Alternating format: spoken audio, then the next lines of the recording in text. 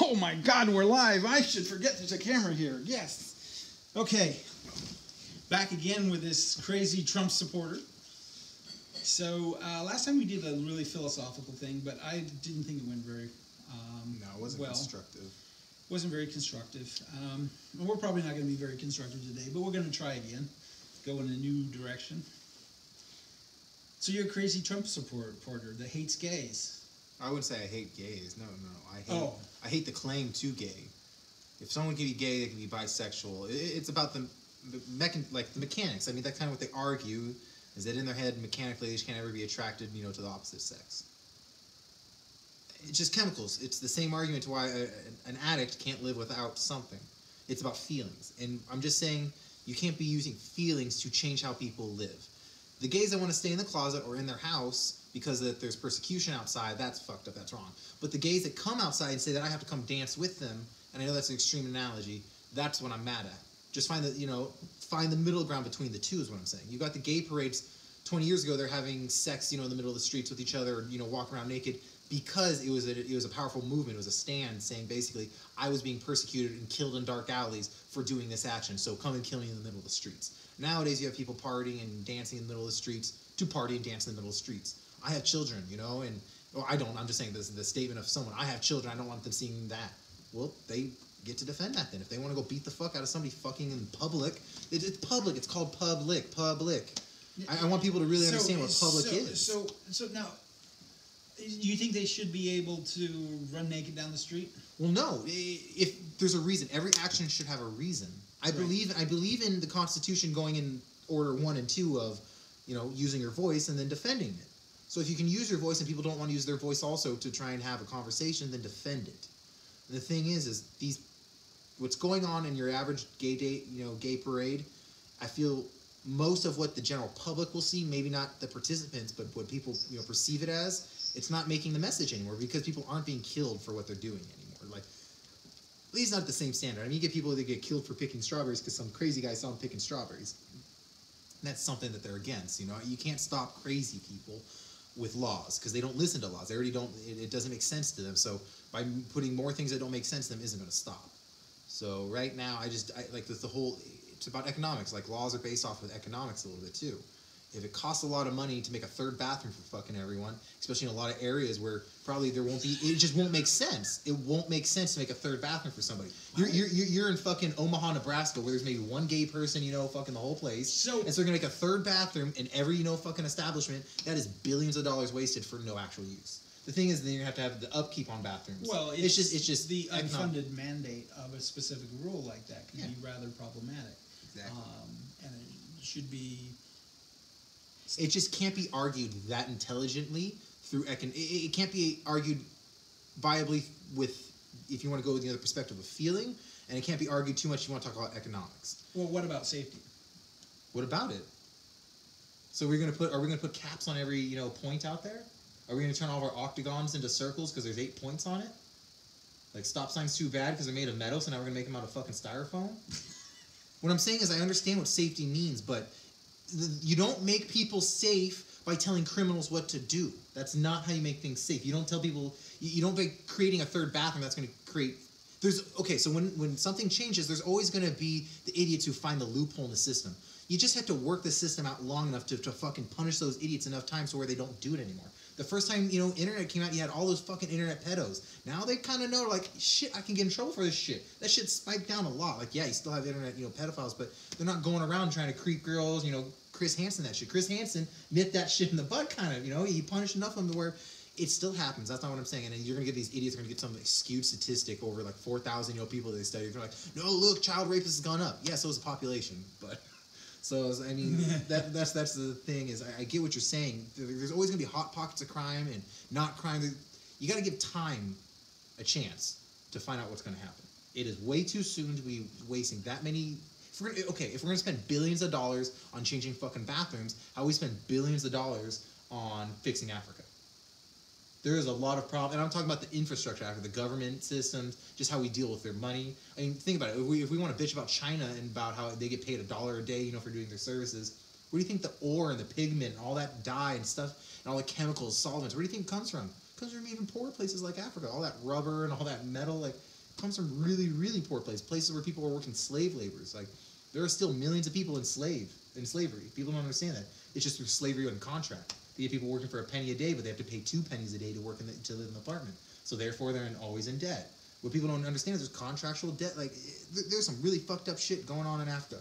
And you get all these leftists that want to talk about, like, the stupid shit. Like, Boko Haram is a really bad thing going on that should have some light exposed onto it. It really should be the support that Boko Haram gets through the government, through, like, all these different channelings of hedge funds and just people pulling together. Like, it's crazy to know, like, how diversified these billionaires are. People shouldn't be so diversified. Diversified was an evil technique that was created by the Dutch, I don't want to, like, say, but it's popularized by the Dutch in slavery.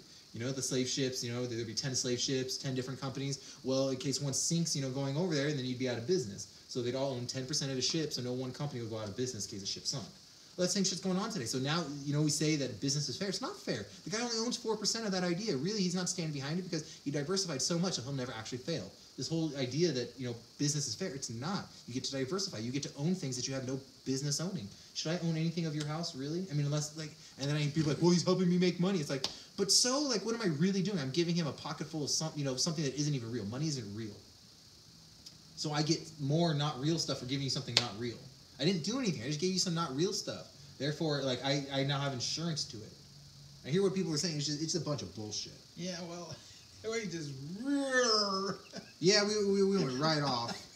But that's how mad I get. Fuck this shit. So, okay, so I Back to gays. Back to the gay problem. So much simpler.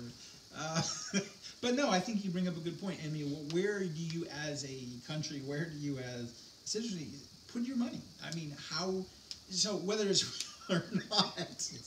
No, it either, like, I get what people, when I say it's not real, I just mean money only has value because we have to agree to put it there. Right. So what I'm saying is, somebody convinced 100,000 idiots to agree that I get power because it's in my hands. Right.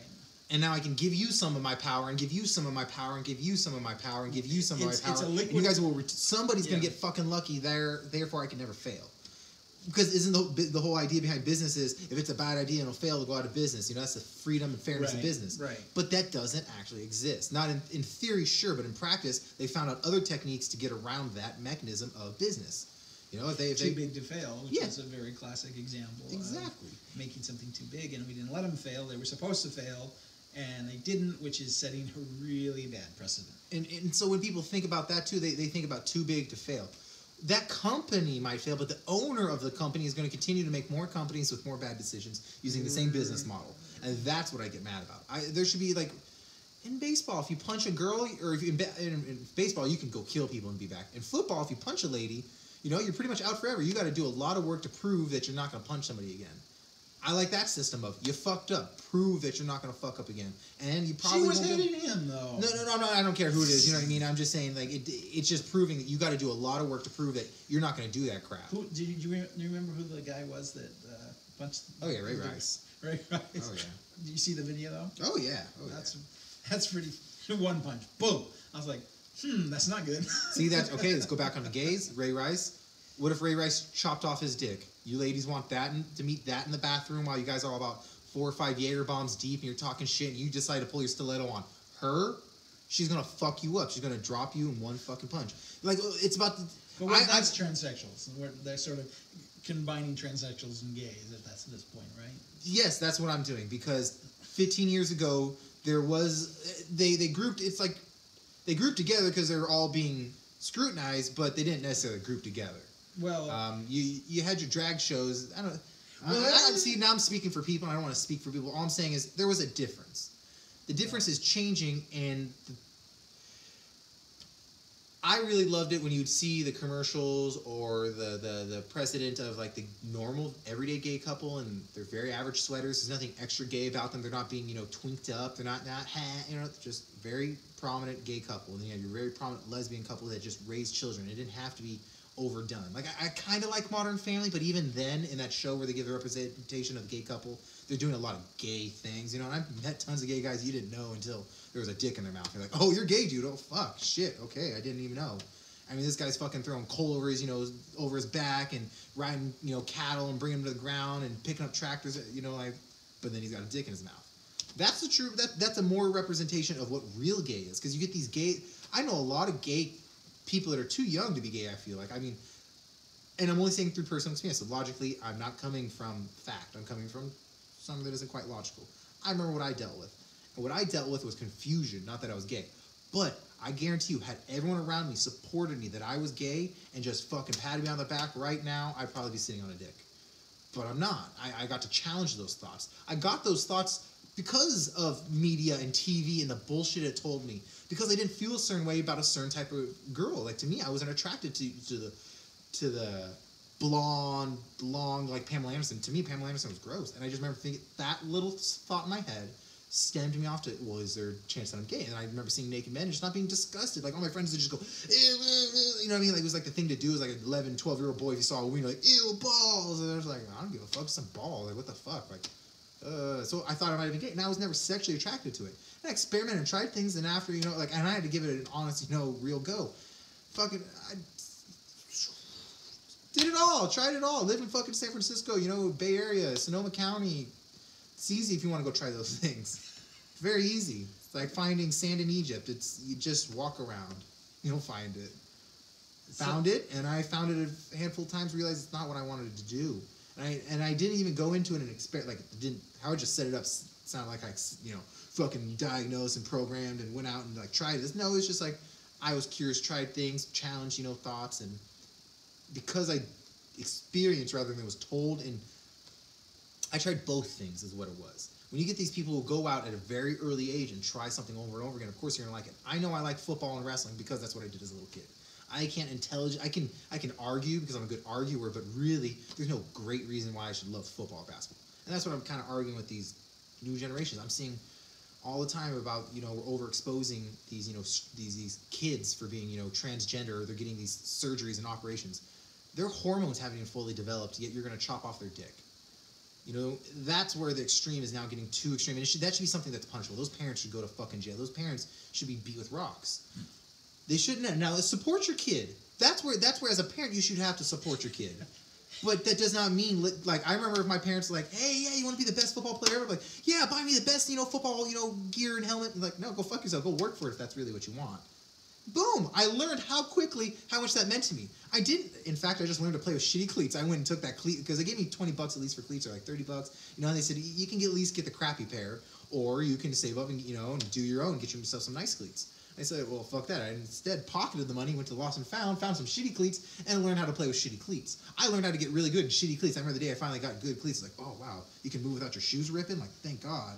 But it's that level of experience. I don't know. See, this is where I have a loss of words. I had to do that versus just being given the best pat. Like, if I'm given the best, of course I'm really going to like this, but do I really like it? Then I'm finally going to get challenged. By the time I hit, college or NFL, I don't know, let's say if you get that far, you then find people who are playing with shitty pads, or their whole life they played with shitty pads. Now they have the good pads. Like, they're used to being hit, without pads. Like, you're playing against a whole different monster then. You're going to get these kids who are going to go into the real world. Unless the whole world is trying to be transgender and be all like this, they're going to cross the border and get fucked up. I mean, if we build this wall and we really create this separation, imagine if San Francisco found its way into fucking, little Tijuana. Like, just imagine if those two cities just swap places for a day.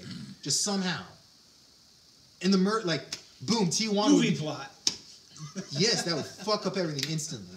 And it's just about that there should be that should be able to happen to a certain level. We shouldn't try and distance ourselves so far. I don't know. Actually, I shouldn't even say we shouldn't, because I don't have a good reason why we shouldn't. I think it's safer if we don't try and separate ourselves so fucking far that we're so disconnected, and there's not a good reason why. Like, if this man's 7 foot because of genetics, he's 7 foot. If this person's 4 foot because of genetics, there's that separation. It is because it is. Now, these kids aren't gay because it is.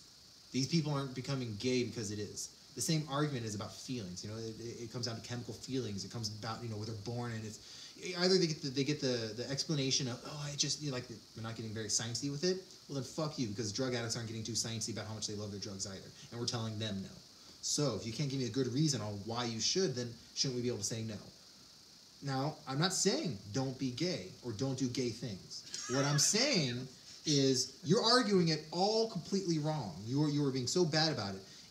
And you're just not, you're separating actions. Having sex with a man in the middle of the streets for gay rights is not for gay rights. Being half naked in the middle of the streets is not for gay rights. None of that stuff is for gay rights, for gay movement, transgender movement, any of that shit. You've got to understand who's in the... What it is the conversation is there was probably this kid who was really angry but really intelligent who got picked on for feeling a certain way. Now, it was probably the one thing he couldn't express in a really intelligent way. So now he's going out there and getting really angry at everyone. You've got to understand, it's that same argument now. The thing that he was mad at that was happening to him, he's now being a hypocrite in doing that. He's going out there and saying, you must do what I want you to do. Do this or else. That's what the leftists are doing. They're now using violence to get their way. Because if you use law, you're using violence. Because the law will use violence to enforce it. That's what people got to realize. So if you're going to make something law, that means you violently want this to happen. I violently want us to stop raping women. I violently want us to stop separating us based on color.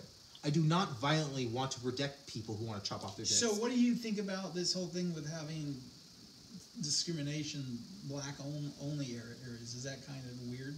Yes, yeah, I think that's, if people want to violently fight for that, I would love to go toe-to-toe with someone who wants to fight for a blacks only area. Because I don't want a whites only, I don't believe in that. If you believe in the separation of color, that it matters, like there is a separation of color. Someone's a different color than me, but what does that matter? That's where that part of the conversation comes into. Why does that matter? What does that matter to? If we're having, like if this was a workforce where they're saying that now we're trying to get less sunburn or something, I mean really the color of pigment has very little to do with a law. Well now, here's interesting, because recently McEnroe said something really fascinating about Serena Williams. He just sort of made the blanket statement, well, if she had to play the men, she would be ranked 700 in the world. So when people want to compare race to gender, that's stupid. Men just, on average, are going to have a 50%, and this is a number I got from a stupid documentary, so I don't even know if I'm telling the truth.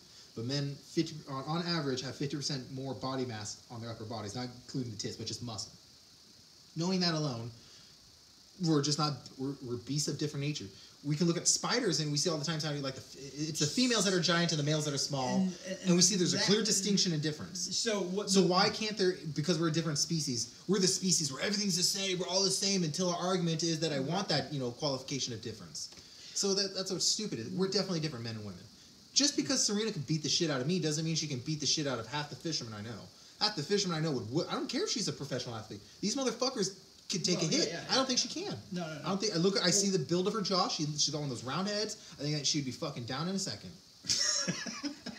So, well, my point was this is an example of segregation. Okay, we have a segregation of this. Wait, I gotta say one more thing, just because if anyone does even mention to comment on this, out of everything I said, I bet you they'd comment most on that.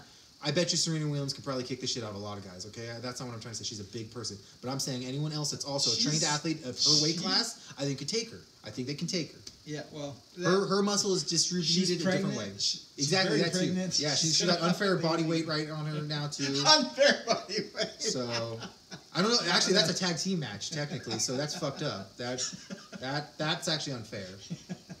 Okay, so we're not going to fight Serena Williams. But we're not without a partner. Okay, two people. We'll take, but so there's an example of segregation though, and I wanted to sort of it had occurred to me when I was reviewing that, and I was. I'm not mad by segregation. Segregation for a reason. If I separate my fruits and vegetables because I need to, then sure. But if I'm just separating my fruits and vegetables because I don't like my fruits and vegetables touching, well, why? Do you have a reason? No, I just don't like it. Well, then I don't think we need to separate the fruits and vegetables. I think you're being pretty stupid. I think you're just you're being inefficient. I think you're adding more steps to something for no good reason. Well, and that would be another example. And I agree with you, the segregation based on race is a stupid thing, whereas the segregation... So that's where we're... Just because I like to argue against my own statements that... Like, yes, it's stupid unless you're talking about... Let's say you have, an albino and someone from Kenya, and you're trying to say, hey, I need someone to go work out in the fields without their shirts on, and whoever can do it, without getting sunburnt, the most. Like, you're the winner. So yeah, I guess if that's what you're trying to, but that's unrealistic situations. Until, time changes things. Who knows? Maybe we go into an apocalyptic world where we need the albinos to work underground, and we need, the blacks to work on the surface, and because, we have no more clouds and all the waters evaporate. I don't know. You know what I mean? Fucking Thunderdome. There might be reasons to change the world, but unless there is... Well, yeah, and I hear you. I hear you. I just wanted to sort of... I'm just trying to play devil's advocate. That's how stupid of an argument is. Like, I'm trying as hard as I can to argue why we should separate colors. There just isn't. Because my only reason is you see those racists, like, don't mix the blood, blah. isn't it like mixing is like aren't mutts like best for not like getting genes? So like or like contaminating viruses or what's the word I'm looking for? If you mix your dogs, they're not going to get fucked up as easy, right? It's because of recessive genes. Exactly. The recessive genes don't match up, therefore you don't get The bad shit. normal. The worst ones tend to be recessive genes. So yeah. Yeah, so that's why we should definitely. Well, I see. I'm afraid to make racist jokes because I was gonna be like, I still wouldn't want to have my kid be Mexican. I still wouldn't want my kid to be 4 foot hopping over walls. If I'm gonna 4 foot hopping over walls, what? Okay, I've never walked down an alley and been like, oh fuck, there's those 3 big Mexicans. No, I've been, oh fuck, there's 30 of them. That's why I'm afraid. Okay, I've walked down an alley seeing one black guy. I'm with my whole family and I've seen one black guy. And yeah, but like, when you say Mexicans, you're talking about culture. No. So I'm just trying to make a racist joke here. I'm not even being serious on this opinion. What it is I really hate Mexican culture. I hate that machoism culture. But do I hate people that are south of America? No. Like, and I don't care about your skin color. I'm just saying if you like, I don't hold on to white culture. I think a lot of white culture is stupid. So my skin color says because I hold on to certain culture. I pretty much I don't think there's a culture. What is white culture? See, it's like the whole Heinz 57. Pretty much, it's like cancer. What's cancer? It's really there's a lot of different types of cancers. There's a lot of different types of white fucking cultures. Well, I'm not trying to compare that all white culture is cancers. What I'm saying is that it's a blanket term. Now, the thing that I sometimes point out is that there really isn't a white culture. Now, you can say trailer trash. Now, there's a trailer trash culture. Yeah, okay. So I truly, yes, I do like that statement too because I hate the statement black culture. Really, I hate those statements. We have to over-define them more. It's the name itself paints the wrong picture to what the English language is. Black culture shouldn't, like, it's stupid. I know a lot of white people who do black culture now. They're idiots. It's a fucking stupid. So I'm not talking about the African culture. I'm talking about when you see the BET, basically what you see on BET, that is really stupid. And then you get the arguments. Like, I really enjoy a lot of rap artists, and I enjoy the perspective that they make. But I hate it when they try to defend the perspective as that's the way we all should live. I love the rappers who say, I got out of the trap. I got out of the bullshit. I got out of the grind, and now look, I'm trying to do good for my community. When they come back to the community to change it, not when they come back to the community and say, yo, this is my community, I love it, like all the gun like, no, love that you come back and want to change it. And I've only heard one song of Jay-Z's new album, and I really want to listen to it more, but it's this whole new song about the biggest, like when I'm going through and I'm telling my conspiracy stuff, I'm not talking about blowing up buildings really, I'm not talking about like any of this, I'm talking about like credit. You should really learn about credit and learn about, what your namesake and social security, birth certificate. You should learn about these things and being a banker and what a banker really means by law and, persons. And in Jay-Z, he talks about, the only thing that's cooler than having money, credit. You know what I mean? Like,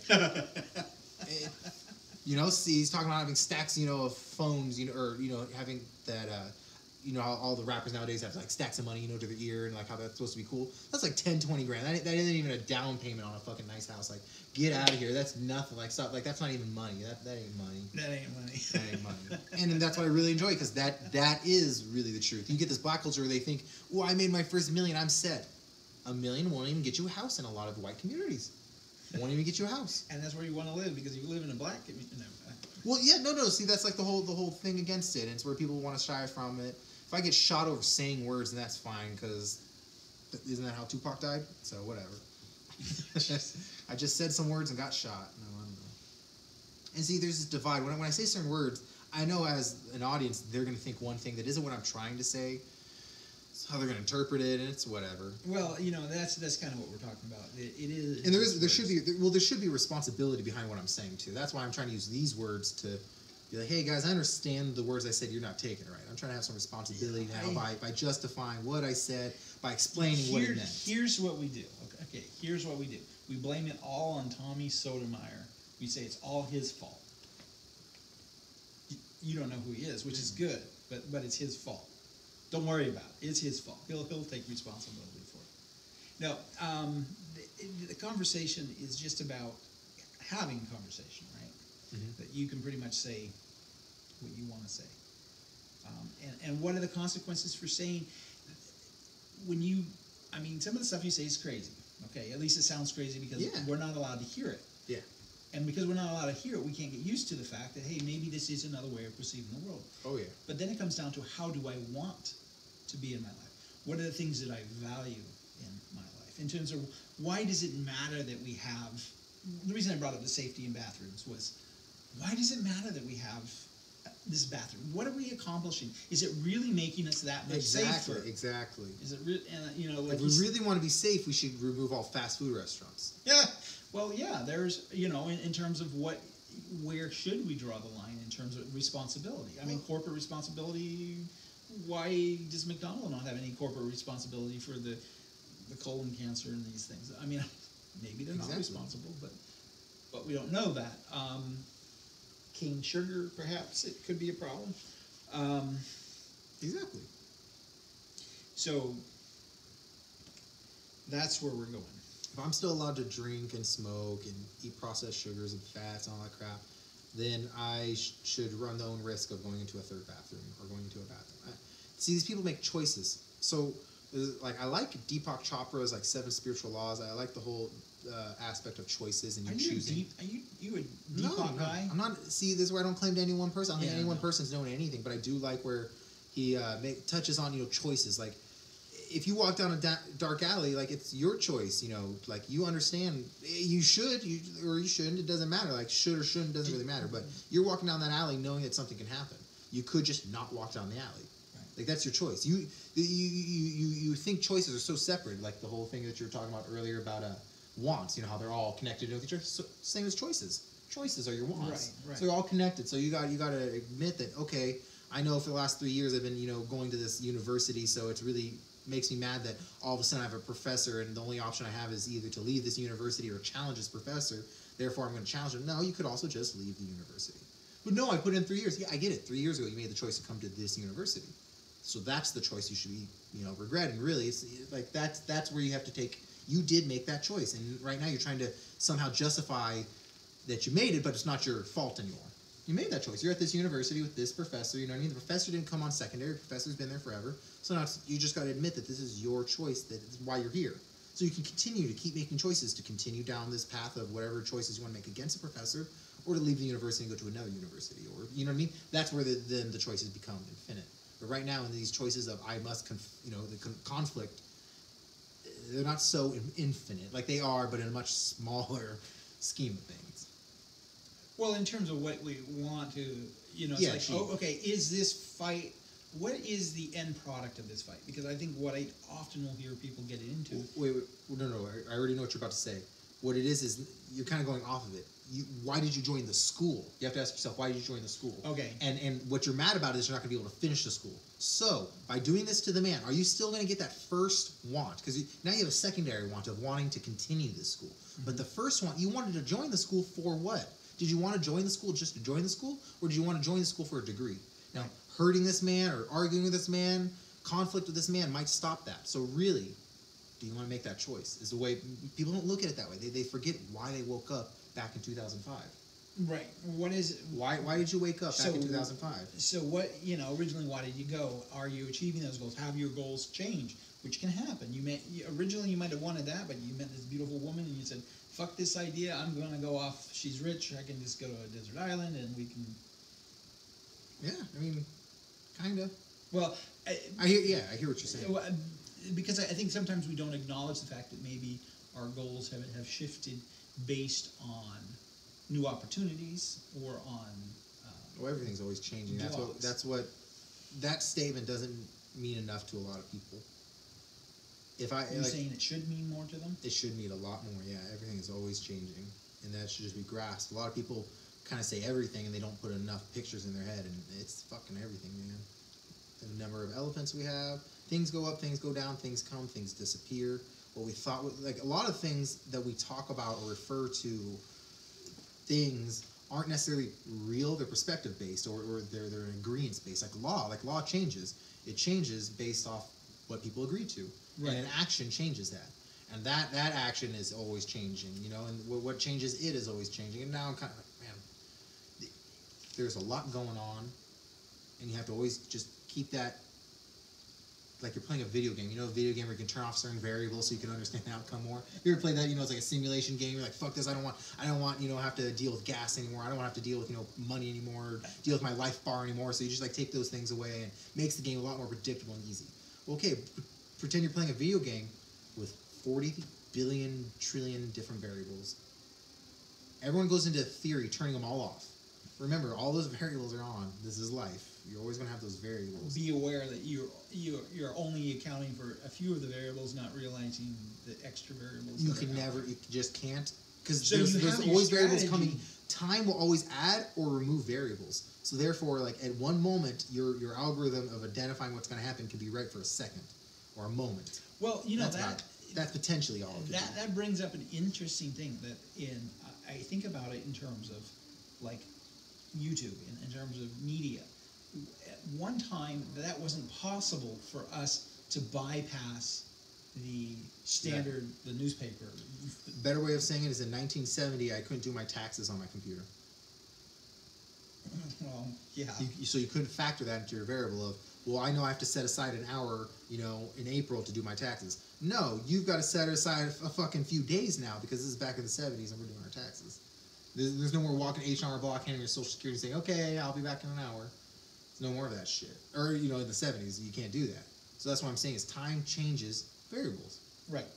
So, and you have to be aware that some things that were true at one point change because you have judged. Now I'm surprised we agree on that, to be honest with you, because I thought in some ways you have a cyclic view. I kind of have maybe a spiral view of change. But that does work out. So we're dealing with, so do you think this gay thing, okay, where do you think it's coming from, and what do you think the variables are involved in? So that's where, you're just asking for, a hilarious, perspective. I've got that, but an educated one, no, I don't. Don't really. It's just weirdness. Well, it's just not.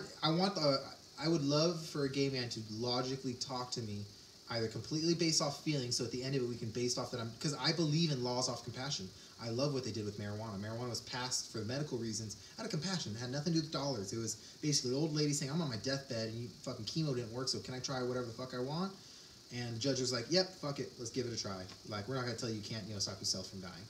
That's a super oversimplification, but that's kind of, how it was. So if you want to pass laws saying, hey, I'm gay, I've got no good reason to explain why I should be gay, but you've got no good reason to explain why I can't be gay, in my own privacy. I would be like, oh, fuck yeah, dude, I understand that argument. Like, more balls to you if that's what you want, but that's all I'm going to give you. I'm not going to give you a bathroom. Tell me why you deserve a bathroom for sucking dick.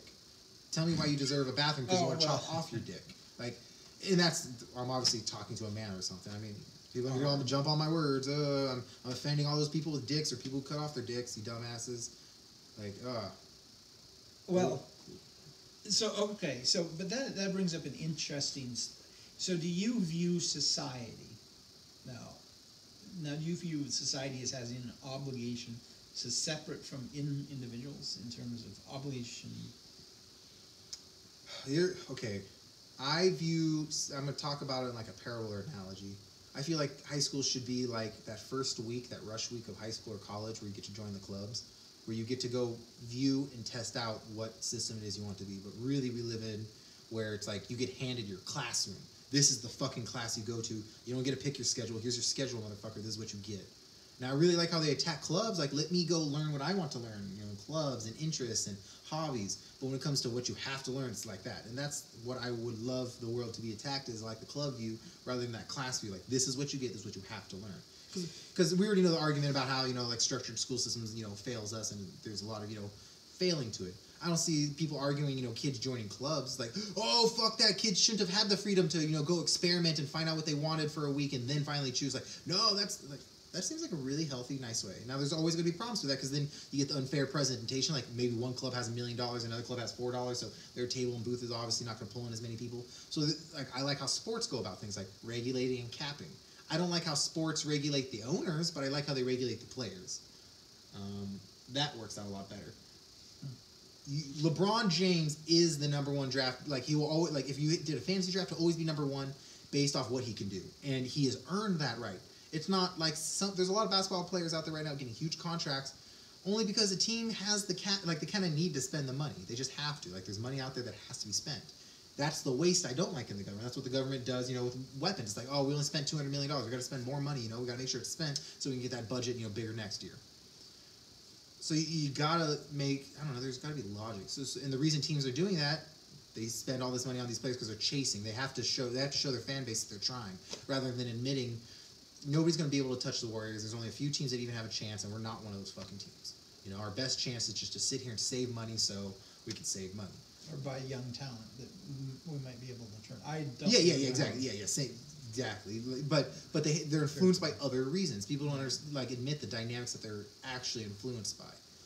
If there was a machine out there that could make people admit, you know, their influences and the reasonings behind things, then we'd be able to get there. But a lot of times people are doing things not even knowing that they're being influenced by other things. Like a lot of times people lie. The thing is, I know when I'm lying. I'm just so aware of my actions half the time when they're critical, or I don't know. I guess I'm just more honest, or I analyze my actions a lot better. Honest liar. Yeah, that's the thing. You get all these other people though that are leaving parts out. They're not even knowing that they're lying. They're just regurgitating shit. Just that's the dumb lie. The one that's regurgitating. They're regurgitating a lie, not even knowing they're lying. They just believe what they heard was the truth. That's sometimes when a person's lying, not even knowing. Then the other person is like, they learn something, it's truthful, but they did like law. A lot of times people will go out and learn law and then start to quote off it or say things about it. Or you get a lot of paralegals or people who study one facet of law, not understanding the whole encompass of law and what it is, that it's ever changing. Like law among nations, they kind of admit that the definition of things are going to be ever changing. There can always be interpretation for new ones. That's where I understand where the third party's coming from about getting that third bathroom.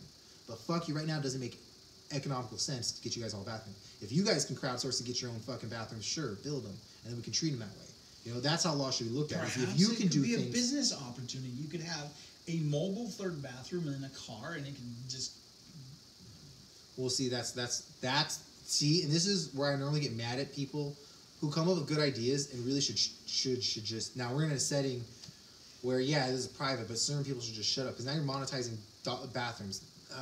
There's a country. You're not monetizing bathroom. It would be a paid bathroom where someone would. I know, but you change the norms in. So what it is, it's like one of the Scandinavian countries where they have like one of the highest average like salaries for the world, but they also pay for public restrooms. Like some of those crazy things. When you give people more, you then actually take away. Like it's one of those things where I don't have to pay for bathrooms. If the thirds are paying for bathrooms, well then the straights are gonna be like, well fuck, I can start making straight bathrooms for like carnivals. You know what I mean? Carnivals don't have. I'm actually thinking. Start having people pay for porta potties. I don't know that. You know, bathrooms are an interesting issue. Just from a. Well, if government exists, they need to provide us a bathroom. Because about civic engineering. See, this is why like. No, I'm just asking. No, I know. But this is why unintelligent people. You're unintelligent to engineering, just like I am too. But I understand the basics of the real world problem in a city is sewers. These big old buildings, they hire all these engineers to deal with. They're overpaid janitors is what they are. They're really dealing with clogged pipes all day. That's pretty much their big number one thing. Because under those cities is another network basically of pipes. It's like a city of pipes, city of just sewage and all that shit. So if you're gonna have people like what is the fucking government here for then? Why are they fucking here? Okay. If they're not here for if they're not here for the most basic, simple things, why the fuck are they here? No. I hear you. And it's such a complex system that only the government should be in charge of it. Well, because all government is a governing board of such. So if I'm in a big city and we're saying like San Francisco, is dealing with only San Francisco, well, I think the smartest people should be in charge of the sewer system. Or the most responsible. Yeah. So government puts responsibility in people's laps, and I think. Government should put the responsibility of shitters in really responsible people's laps. Okay, it's more important than we think. That's those are the subtleties of ownership. Because the reason I brought up bathrooms is a personal experience with dealing with the business I was working at. The bathroom was a major issue. We did not have a public restroom, yet people expected us to have it. Mm-hmm. Now the port had a restroom, but they didn't maintain it. Mm-hmm. Right? So we were in a fight with the port over maintaining the bathroom for people that arguably they weren't our customers. They were and they weren't, but our customers had their own rooms. So the bathroom became a major issue, and it is a major issue for a variety of reasons. And you bring up the one of portable bathrooms. I'm like, if you want a separate, my point was, if you want a separate bathroom, how are you going to fund that separate bathroom? Exactly. Why would you put resources into an already unfunded mandate. I mean, it's nice that Starbucks has bathrooms, but what I'm about to state is something I hate about law, but it's the game we're playing, and as long as we all are agreeing to it, I'm going to try and enforce. Like, if we're playing checkers and someone just says, "Well, I want to be able to move 3 times this turn just because I want to," and be like, "Well, fuck you. That's like we just changed the game then." Like, you know what I mean? The game, like Right. you just ruined everything. We're set up now. Can I change the rules? Can I now move 4 times because I want to? And you're saying no, and I'm going to feel unfair. But you also said law has changed. So here's the thing about law. Law is really stupid, at least how we have it. We set up a system. We assume that our kids are going to come into a system and understand everything like that we went through. And like unless we give them stories, like even with stories, you can't. Sometimes kids are just born fucking stupid. They're just stupid. Well, they are kind of uninformed. Okay. No. Even when it doesn't matter what you do. Some humans are just fucking stupid. It could be a brain injury. I don't care. Like there's a reason. Yeah. It could even be less than 1%. All I'm trying to say is that 1% could really fuck it up for 99 because you're assuming that 1% is smart. Or at least they understand the system. You're assuming they understand, but they don't. So what it is let's Right. do a separation. Let's pretend that people don't have, like, 100 people are born, and they're all one, and somehow they make it to 40. You know what I mean? They just make it there. It's aliens help them out. Okay? But then they have a new generation. They all get to, reproduce. Well, again. So there is no middle ages. All I'm trying to say, there is no 30-year-olds or 20-year-olds. All there is 30-year-olds and newborns now. Yeah. Okay? And so they go through. There's going to be this separation of understanding. Now, these 30-year-olds are going to have, from the day they were born till now they're 30, they created a system. They slowly added steps to this system and understand why those steps are added. They understand the nuances to it. Now, this new generation, they come aboard. They're told the system and told that they kind of can add. They weren't explained really how they can add. Well, okay, actually, the very first guys, they really be told how they can add. Now, the second generation, because it's going to happen a few hundred times, or not a few dozen times. Now we get to the third dozen. By then, it's like the telephone game. They haven't really understood what it is they're told, nor have they understood how they can change it. Right. That's where we're at. We're in a system of law. It's so overcomplicated. The reason these law books are getting thicker and thicker with every fucking edition is because there's more perspectives, more interpretations, and more case laws that are added to it. And when that happens, that's just more bullshit. That's like saying let's play checkers, except for now, on Tuesdays you can't flip over the black pieces, and on Thursday, you get all these little, side rules. And I just told you, let's pretend I just voiced off 10,000 rules, and by 10,001, I also say, well, on Tuesdays you can only flip over black pieces. Only if you're smart enough and remember that I said that on Tuesdays you can't flip over black pieces. Would you even remember that? That there are case laws out there that contradict each other so much all the time, and you only get really smart people that can go and find that shit. And then you have someone that has to argue. They have to argue their perspective, the context of what it is.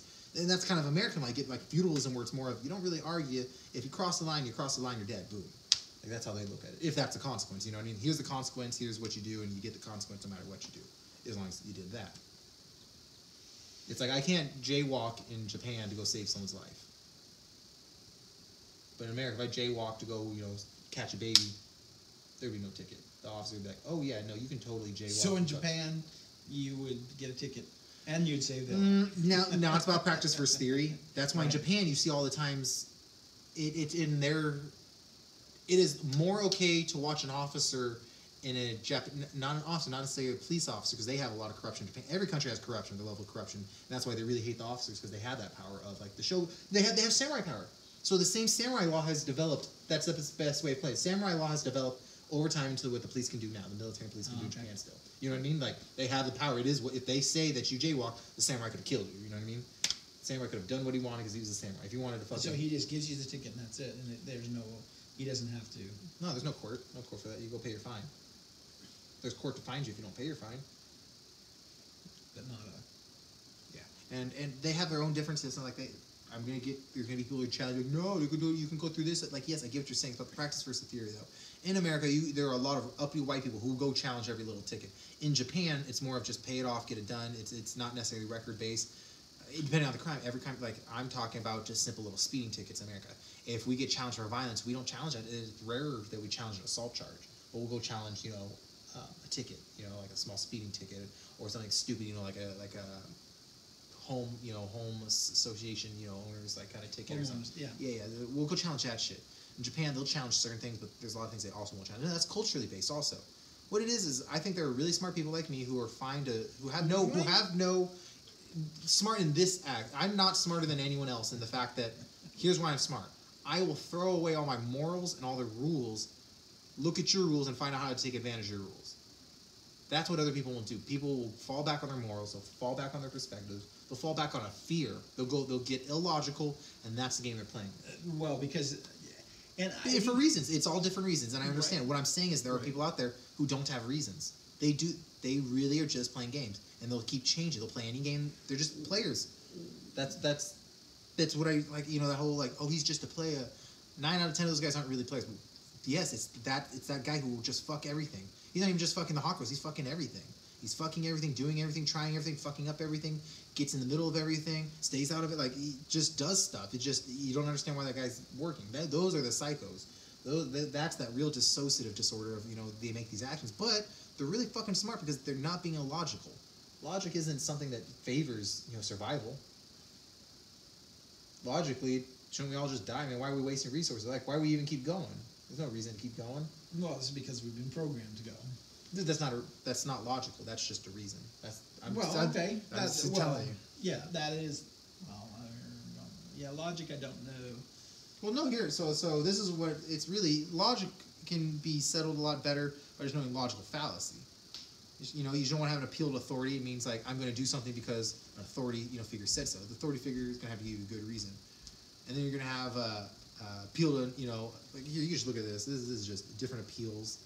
You got different, you know, appeals to mind, appeals to emotion, and then faulty deductions, garbled cause and effect, manipulating contact, on the attack. It's just, these are, you know, basic things you're going to want to know if you're going to, like, take an LSAT or be a lawyer. Really just want to get more logical.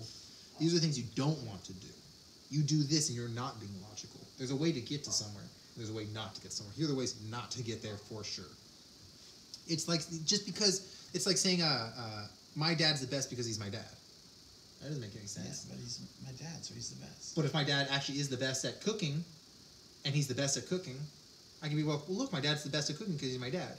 Well, now, my dad is the best at cooking, but he's not the best at cooking because he's my dad. Right, he's just the best at cooking. Because the person saw that, they're now going to argue that. Williams is the best tennis player because she's the best tennis player. No, because she's the best woman tennis player, she's the best tennis player, is what people say. And that's just not fair. It's like, just because she's the best tennis player means she's the best athlete. And I go, that's not fair either. She hasn't, like, I agree with the argument that everyone says about how women's sports are treated unfairly. What do you mean in what sense? That there's not the same amount of resources spent on women's sports as there is men's sports. But why should there be? No, that's not what I'm saying. Okay, I agree that statement is true, that there is not the same amount of resources. I'm not saying that there has to be. But what that also means, that now strengthens my argument, that I agree with you. They're not being treated fairly. Wait, listen. Okay. Men have a much more overexposure and much greater incentive to do sports. I agree with that. That means men are more likely to beat women at sports. We are just more like, we are conditioned to do sports better. I agree with that statement. Okay, I want to walk one thing back. Okay. You said fairness. Mm-hmm. That would imply that it would be more fair to spend more money on women's sports. No, I'm just saying with their argument, I agree with this, like, that's not a question of fairness. That's just a question of allocation. Well, no. So I know where you're trying. I'm not going about the emotional aspect. I'm just saying. You said fairness, though. Yeah, there's 50. You mean that? Yes, but stop. You're going perspective of fair. You're thinking. You're saying fair in the same way. No, you're talking about emotional. I'm not talking about emotionally fair. I'm just okay. Well, we do not fairly allocate the funds. We do not evenly allocate the funds. It's also fair because there's 50% women, 50% men out there for the most part. So shouldn't we just because now the perspective is out of feelings, because entertainment is totally feeling based. Okay. That's why I'm saying it's totally fair. So how should we determine the allocation of funds? Not through a fairness of feelings, or I mean it should be only dealt with our feelings, and our feelings are it's way more fun to watch men's sports. Okay. And as long as our feelings feel that way, then we will continue to spend money that way. Now, if we start to actually feel that women's sports are just as fun to watch, then sure, we'll do that. Okay, but so now you're saying we base it on the economic value. Well, if you're talking about dollars, because it's dollars, you want something that only exists with economics, well then that should be the standard we use. Right.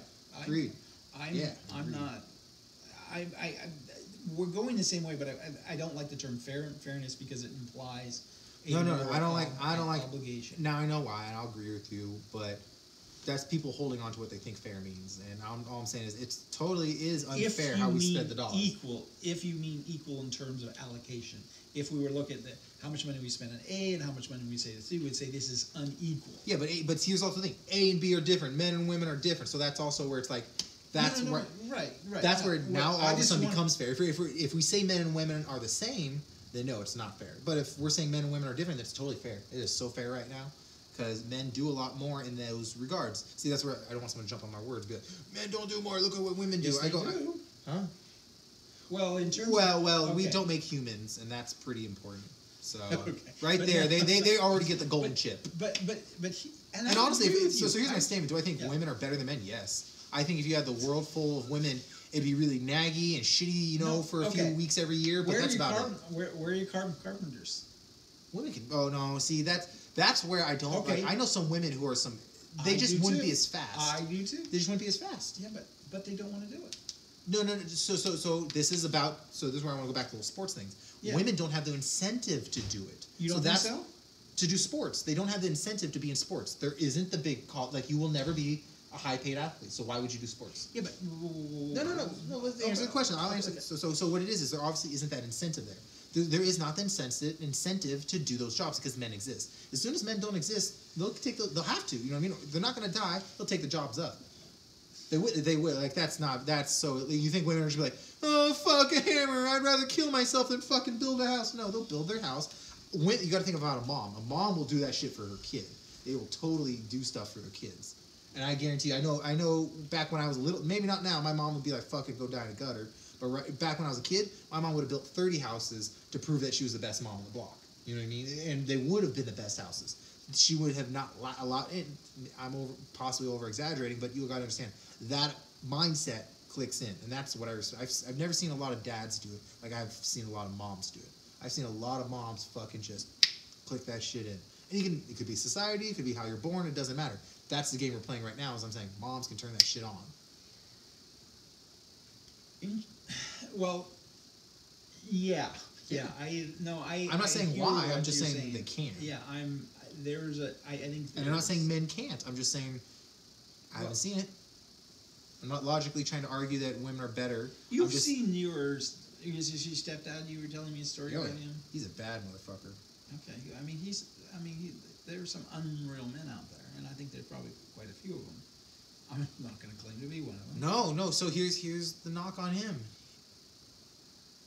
My mom was on drugs, and they met. They did drugs together, and she did drugs, but never was a drug addict. She worked as a bartender out in San Francisco at Isabella's. It was a really nice bar, so she had to keep certain appearances up. So she didn't look like a druggie, and we didn't even live in that kind of area. We lived in a nice area in Sebastopol. Really good stuff. But as soon as something happened where like one of the family members found out, got real uppity, talked to CPS, she quit. Was never touched it. Maybe touched it again like later in her life now that kids are gone. But I don't think so. I'm just saying she likes to party. She likes to drink. She never quit drinking, but she was never even a bad alcoholic, so it wasn't her thing. But she quit drugs like that. This power of boom. Now this unreal man that I talk about, I think he is that everything amazing. The one thing he couldn't do was stop the drugs. He just couldn't. You could talk to this man and he would wow you in every way, and then you'd actually learn how strong drugs are because you'd meet this kind of person and be like, wow, the one thing you can't do is quit drugs. Yeah. Okay. And I too have been on drugs. I see where people are coming from, and there are days where I didn't make quite good actions just for pot. You know what I mean? So I can see where addicts go, but to see like the strength of where that mom went because her kids were in danger, like her kids get taken, I was like, nope, done. Like no, nothing. Like that is my number one. I don't know if there's because I see how moms they just argue in their head. My kid is my number one. Like there isn't even a number 2, 3, or 4 or 5. You know what? Everything else starts at 6. You want to really now. This is I'm going on a limb here in a large way. I'm going to this guy named Tommy Sotomayor, and one of the things he actually talks a lot about is in terms of the black community. What we have been teaching women is not to click into that mother mode. Yeah. We've disincentivized being mothers. We have so devalued what it means to be a mother, and disincentivizing being a whole family by having a father and a mother. And as a mother, responsibility of picking the right mate, meaning you don't screw with gangsters, right? That's a stupid. Is that really the way you want to bring up your kids, right? I mean, and we're not helping women in that way of helping them make good life choices. Exactly. You know, and that's something we're not talking about because half of these quote unquote black communities are single family homes. But a lot of that was thanks to the left. Oh, always yeah, wanting fuck to yeah. make. They want to fix something, not understanding what they're going to do when they fix it. It's like the person bringing over the mice, you know, to eat all the bugs, and then the mice, you know, fucking run rampant in the fields because they're eating all the grain instead of the bugs. So you bring the cats who don't need the mice because, you know, they just get to sit on their ass and eat all the dead ones, so they don't need to eat the live ones. And it's just like, oh fuck, you don't understand what you're doing. Like, you think you're fixing something, rather you think you're smart, and you're not smart at all. Well, you're just not. You're too proud. Everyone is. Man, there's this level of pride that must have always existed because you go look at royalty and they have a lot of pride. No, yeah. But pride's a but everyone human thing. pride. Oh, it's so stupid. It makes me so mad. People and their pride. They need to jump off of it and then have a conversation without it. Like, Well, realizing that you're introducing pride into a conversation, realize what's actually you're reacting to. And that's the hard part. I mean, that's where being self-aware of, okay, I'm being prideful right now. It's okay to have pride. I mean, I'm actually not going to tell people not to have pride. You should have pride in the work you do. You should have pride. You know, I think there's things you should be proud of, but be very aware of what it is that's worth having pride in, meaning in terms of your effort. yeah. One of the things that they learned in psychology, and there's a lot of mistakes that people make, is in terms of telling your kid, hey, you're intelligent. Not healthy. It's not healthy to say that. It's more healthy to help a kid understand you worked hard and you achieved. Yeah. By emphasizing the work effort, not see, there's a knock on that too. See, that's exactly what I'm talking about. That statement. That type of thing. Well, no, literally, what you're trying to say that scientists did. They're dumb motherfuckers. They're dumb cocksuckers. Because that itself is going to have problems. You know, everything you do is going to have a recourse to it, and you just have to be ready. Everyone thinks that we're going to have an action and then we're finally going to plateau out. No, there's always going to be turbulence. You have to just think 3 steps ahead and everything will then be fine if you just think about 3 steps ahead. Well, everything's always going to be wrong if you think 1. Everything, because there's going to be a second. 2 will always come after 1. If you always keep saying 1, 2's going to happen. So what's your point? Because right now you're rambling. Well, okay, we'll go back making your point and I'll come with the rebuttal. You're talking about... Okay, so the basic, let me put it in a nutshell. And so I said, the reason I was saying that was one is what we would refer to as a fixed mindset, and one is a growth mindset, meaning that I would argue for the growth mindset, meaning... Oh, no, that's I remember now. It's about telling the kids that it's okay to work hard. But that's not actually how the world works. Sometimes getting lucky is. You've got to expose to your kids that getting lucky is totally a thing, and that you must understand that you can work hard and fail, and that doesn't mean you did anything wrong. Right. That's what we're not teaching kids. We're you got to, we kind of brush over it. It's okay to fail, you know. You miss every shot you don't take. That needs to really be instilled in the kids too.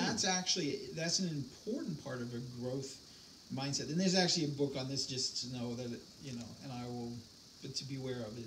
From a psychological perspective, I think it's a healthy thing to remember is failure is extremely important. I totally agree with you. Yeah. Failure is... it's the only way you really learn is when you make a mistake. Well, we're analytical animals. You know, we have to analyze. All we are, like economics. We know why, right? Economics is, you know, is based off taking in the info. So you have to take in bad info to know not to do it. Is right. Way of looking at it. Exactly. Right.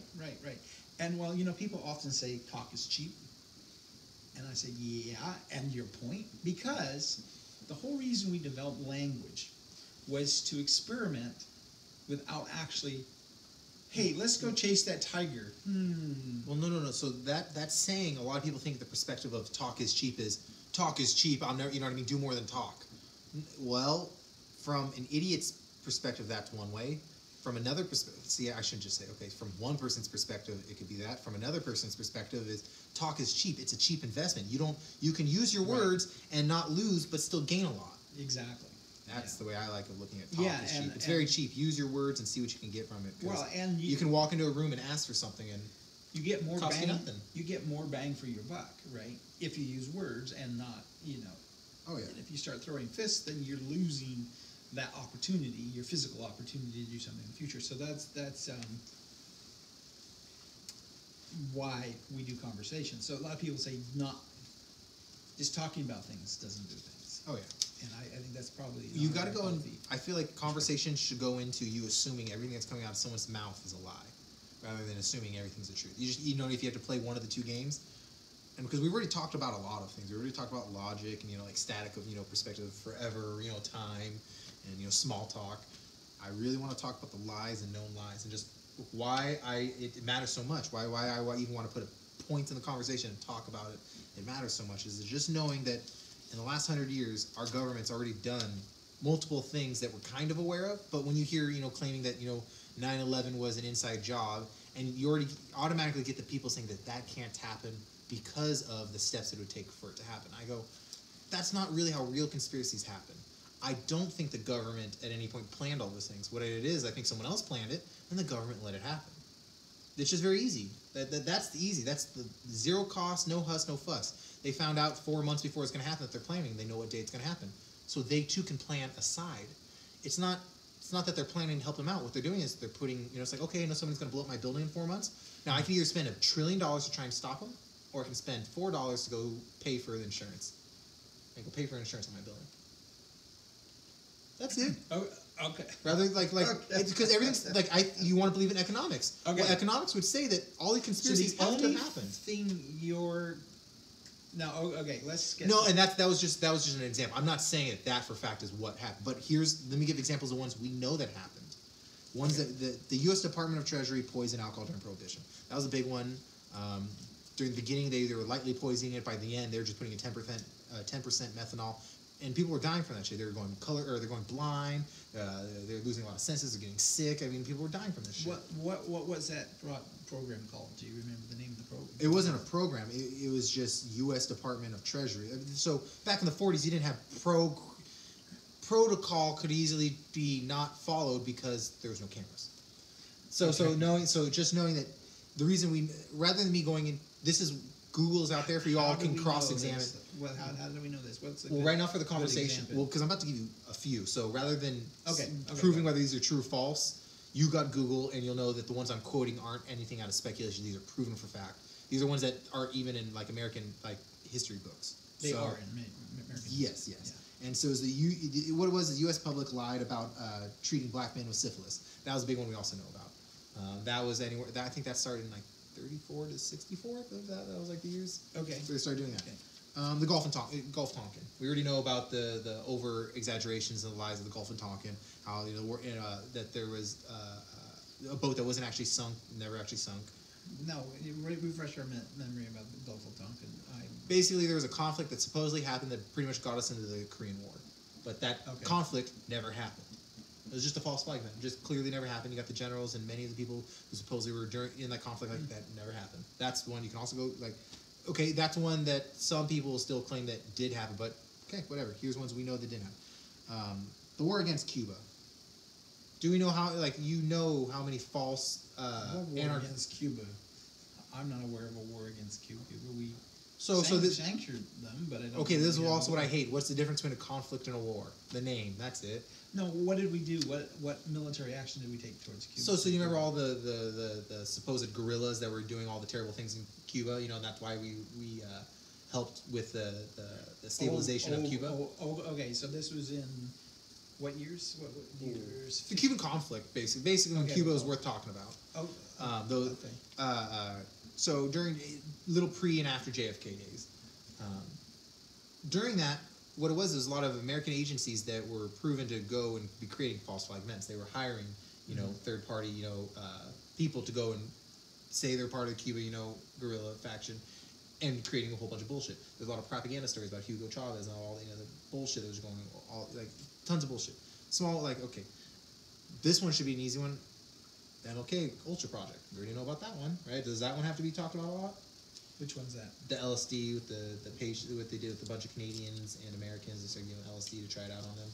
A bunch of the college students. Well, wasn't it originally the goal of that was to see if it would work as a? Doesn't matter. What was? It was the fact that it was done in secrecy. Yeah. That's all I'm talking. That's what a conspiracy is. It's about the secrecy of it. When I talk about a conspiracy, what I'm saying is that the government is doing something, whether they know it or not, and they're hiding it. That's what I'm talking about. And there's no good reason to. And then, so this is a really recent one. Not really, because I keep talking about ones from the 10s to the 60s. And we're we know shit was really fucked up before the days of, mass media. Pre-1985, we understand shit was crazy. Okay, well, this is the PR firm. So, PR firm organized the Congress testimony of that little 15-year-old girl that got us into the Gulf War. Do you remember the big old like Congress meeting where they had the 15-year-old girl, and she was talking about pulling out children and babies out of the bombed hospital, and because of that old senior got us fucking into the war. The big old thing about how we were the Kuwait. The Kuwaits were fucking bombing children hospitals, all that stuff. That never even happened. Iraq bombed Kuwait, and Kuwait bombed. Kuwait didn't have military sufficient to fight. Agreed. Okay. Yeah. So all I'm saying is that whole testimony was proven fake. They found out that girl is actually just the daughter of one of the congressmen. It propelled the U.S. involved into the Persian War, the Persian first War. Gulf. Yeah, the first Gulf War. Exactly, with senior. Yeah, and those are now. I can already tell how people are going to be seeing this. What I'm saying is, obviously, I'm presenting this in a terrible fashion. I'm off sticky notes and just trying to give a little basis. There are a dozen more of known, like you got the one in New York, the Manhattan Project. You got the Manhattan Project. There's a lot of just known conspiracies of what the government's doing. Mm-hmm. Sometimes they do things that it had no repercussions. They're studying, the speeds of earthworm shit. Boo-hoo, that does nothing. Other times they're studying, the speed of a certain molecule. Maybe they find out that certain molecule can make a certain bomb. But you got to realize that sometimes it's secrecy that you don't understand. Sometimes they're doing something to find out what it can do. It's not very fair that the government is using our resources to not give us our information.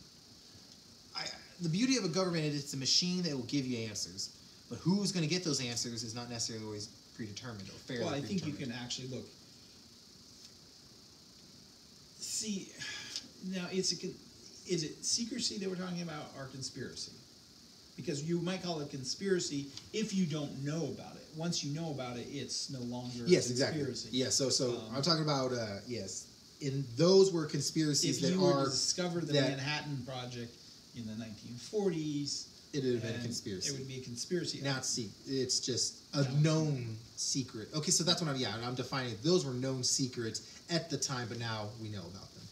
So, but that was a stage. Now, the Gulf one I was not aware of, and that's why I was like, that So you could also go look up Project Northwood. Project Northwood was a conspiracy that never manifested, and it's a big reason people believe JFK was killed.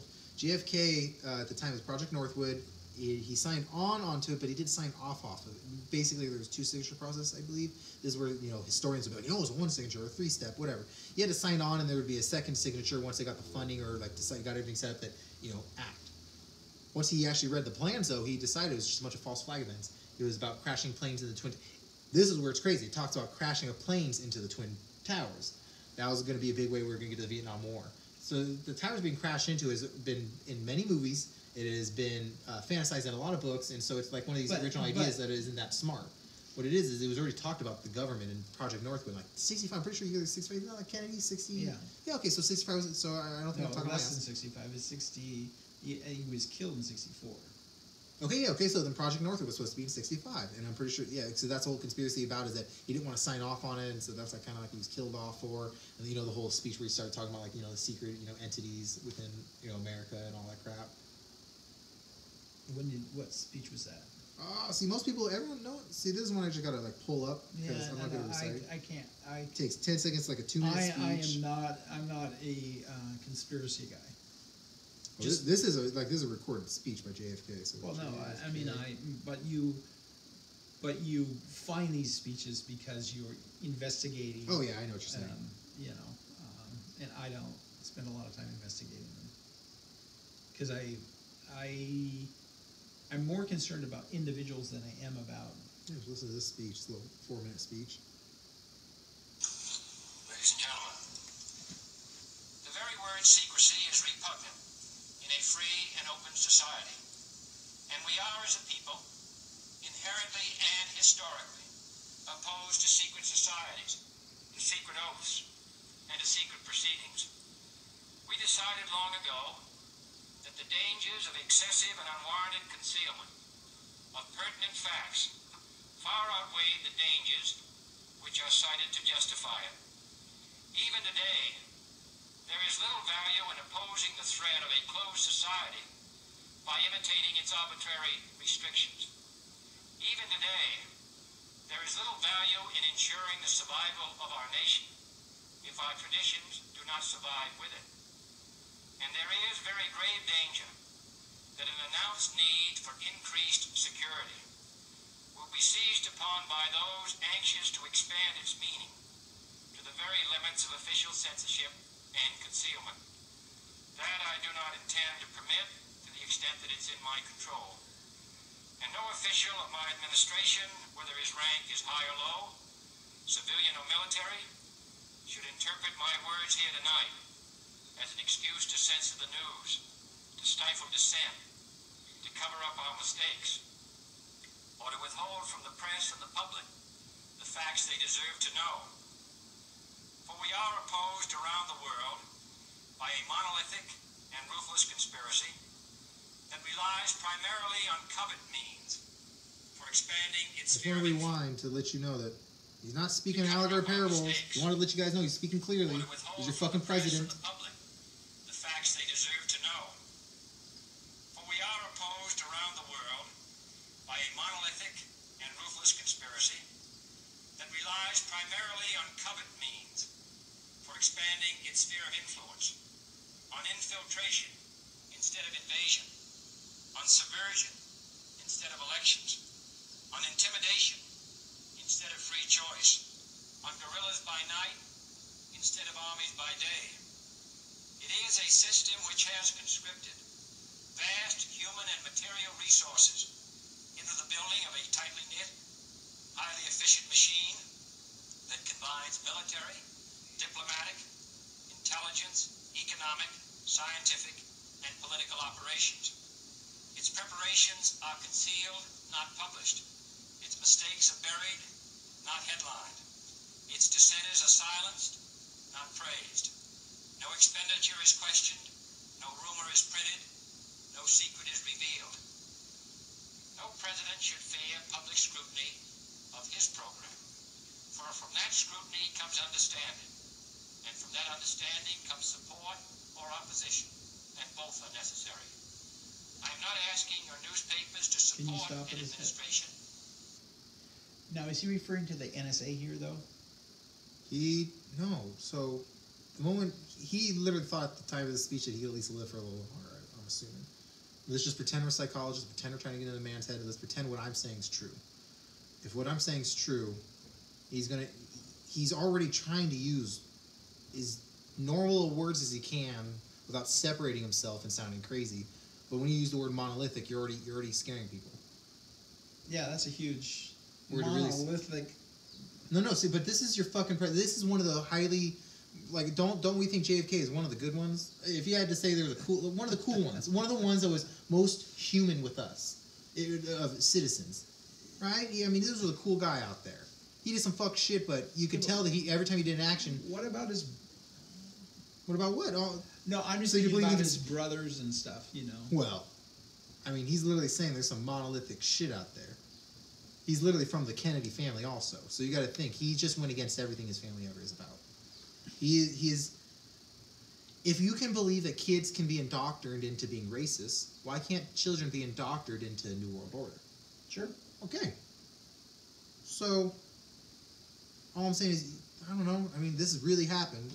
How else? Like, he's trying to tell you, don't interpret my words in any other fucking facet. Interpret as how I am saying them. Well, no, he's saying he can't. So understand what I'm saying. There is no Illuminati. If he were to say the Illuminati's out there, they would change their LLC to something else, and you already can't find them. It's about how do you find the way you combat evil is by creating a system of only honor, a system that is based off true honor. Because if everyone's playing the honor game, the evils aren't playing it, so you find them. But if we aren't playing honor, and the evils get a hide, you don't see them. So when you say honor, so what define honor for me now? That's a whole nother conversation, but just know that I can give you a parable. Everyone's playing checkers, and you're playing chess. Now, if I'm really, really far away, I can't tell the difference from the checker and chess pieces. But if I go and inspect every board game, then it makes a lot of sense. What honor does is just clearly holds up the board game. Make sure all the pieces are right there. That's the best way I can use for it. It doesn't let you cheat. It's saying, look, we agree to these rules, and we agree this is how we're going to if we want to change the rules. Well, no. You don't have to. So what it is here are the rules. You can, if you play in another game, that's fine. We'll see it, is what it is. Like, you don't have to agree to the rules. You don't, like, the system we play is assuming everyone agrees. We don't, obviously. Criminals obviously don't agree, and therefore they break the law. Create laws that it's okay if they break. Just have you know what I mean? Like, it's okay to break laws. In fact, you don't have laws. You should only have laws of action, not laws of consequence. You should have a law saying if you see someone doing something, you do something. You know what I mean? Like, that's the way of looking at things. Not necessarily having, like... And also, law's always going to be imperfect. That's what law always admits, how imperfect it is. It's this ever-changing thing. Okay, now we're getting... So we're going far... See, you're asking the wrong questions. This is where we're going off. JFK is saying some crazy shit, is he not? Yeah. Okay. He's delving into, basically, if he gives it a name, it is that much easier to hide then. This speech has so much more power without giving it a name. If he gives this entity a name, you're assuming that there's only one entity. What if there's 3,000 entities? Now you're saying that the only way you'll have any, like, you'll believe his words is if he now points out this 3,000, 7,000, 20,000 entities. The only reason I brought up like the NSA was I know the NSA was thinking, but you know, and I agree with you in the sense, in this one sense, in terms of how you detect any conspiracy is to analyze. Basically look at the board and see that things are. And as a government, and what he's saying is as a government, we need to be above board so everyone can see what we're doing. Therefore they can say, yes, they're playing an honest game. Whereas if you try to hide things, you're... Yeah, okay.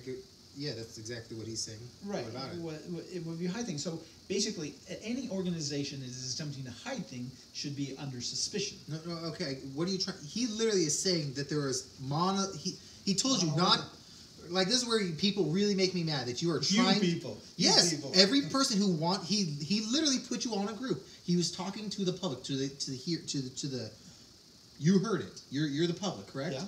Okay. What did he tell you not to do? To misconstrue his words. Why are you misconstruing? Why are you so afraid of the word monolithic? Why you now won't believe this man is the president? You believe in elections? Do you believe? Answer the question. Answer the question. Do you believe in elections? I believe there are elections. So you don't believe in that system, though, of elections? All I'm saying is you're playing the game, so why are you listening to that man? Okay. Choose to listen to him or not to, is all I'm saying. Are we at when he started to talk, were you here to believe him, or were you here not to believe him? I'm here to understand him. No, he just told you, that's the problem. You think you're so smart that you can understand him. Well, this is about trust now. This is about trust. The reason you vote for a president is for trust. It's not to cross-examine every last word. Okay, I'm not trying to cross again. Let me back up here. Okay. Now, the problem, I don't know... Stop. I already know where you're going to it. Okay, Stop. Okay. You're putting in perspective. Remove your perspective, because that's what he's trying to ask you to do. You now think you're smarter than the president. No, I'm not... Then why can't you blindly believe him for a second? I accept what he's saying. But here's... Okay. Did you hear what he... So you haven't even heard his whole speech yet. Yeah. You should probably hear the whole speech. So let's back up a few seconds. Listen to what he's got to say. Of his program. Let me see. From that scrutiny comes understanding. And from that understanding comes support or opposition. And both are necessary. I'm not asking your newspapers to support an administration, but I am asking your help in the tremendous task of informing and alerting the American people. For I have complete confidence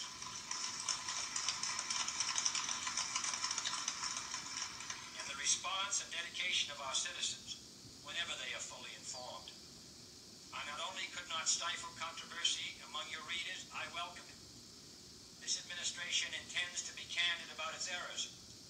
For as a wise man once said, an error doesn't become a mistake until you refuse to correct it. We intend to accept full responsibility for our errors, and we expect you to point them out when we miss them. Without debate, without criticism, no administration and no country can succeed, and no republic can survive. That is why the Athenian lawmaker Solon decreed it a crime for any citizen to shrink from controversy. And that is why our press was protected by the First Amendment, the only business in America specifically protected by the Constitution, not primarily to amuse and entertain, not to emphasize the trivial and the sentimental, not to simply give the public what it wants, but to inform, to arouse, to reflect, to state our dangers and our opportunities, to indicate our crises and our choices, to lead, mold, educate, and sometimes even anger public opinion.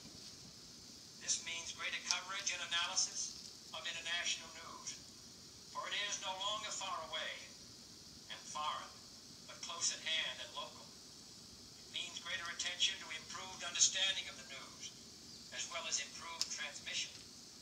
And it means, finally, that government at all levels must meet its obligation to provide you with the fullest possible information outside the narrowest limits of national security. And so it is to the printing press, to the recorder of man's deeds, the keeper of his conscience, the courier of his news, that we look for strength and assistance, confident that with your help, man will be what he was born to be, free and independent. See? That's a powerful speech. So everyone's heard all those other speeches, but no one ever wants to hear all these good speeches. I believe that there's a lot of things I don't believe. I know for fact. Here's where I like to start people off. A lot of people don't even know that JFK was literally trying to tell people that there is fucking a government out there. And he can't...